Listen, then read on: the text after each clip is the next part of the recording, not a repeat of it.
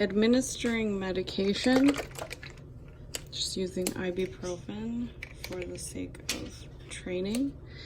You're gonna have a syringe, and there's different sizes depending on the med. And I will also give you this med straw. They screw on, just like a soda pop, screw top. And you just put the baclofen medication will have a stopper in the top, which will help you. And all you do is just shove the med straw in there, pull back, get the correct dose according to the bottle. And it's pretty easy to see. You know, if we want 7 mLs, put it on the 7. There you go. And then unscrew it. I typically tap the medication back into the bottle. Otherwise, it's wasting valuable medication. We're gonna rinse that after we're done. We have the medication here and our med flush.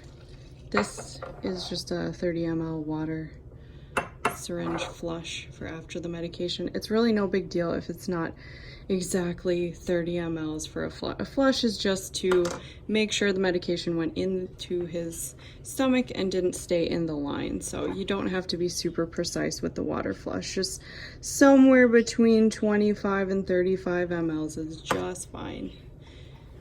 So when we administer medication, this will obviously be in Simon's stomach.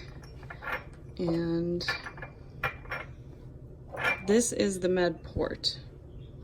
This is a Y port, and this one is for medications.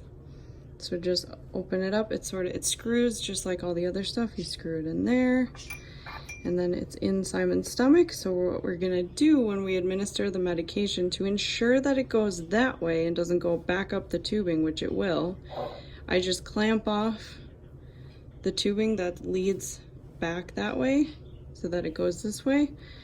Open up the clamp, syringe the medication into his stomach, and then I close the clamp, because if you don't, you'll have a giant mess on your hands. Unscrew this one, and I still have this other tube clamped off. Then we'll screw this one in, unclamp this guy again, and just flush it. And you can see how much medication was in the tubing, and that's the purpose of the flush. And as you can see, like it, you know, even 15 mLs flushes it just fine, but you can do, you know, just somewhere in that area. Even a 10 ml flush is fine if that's all you have on hand is a 10 ml syringe. And then just be sure to put this back on and make sure it's closed and give it a little tug, because that will make a giant mess and you will not get an error message. Say this is all connected to Simon and you have a feeding running and this med port is open, it will just continuously spill his formula everywhere. So just always double check that you close that. And that's all there is to it for administering medication.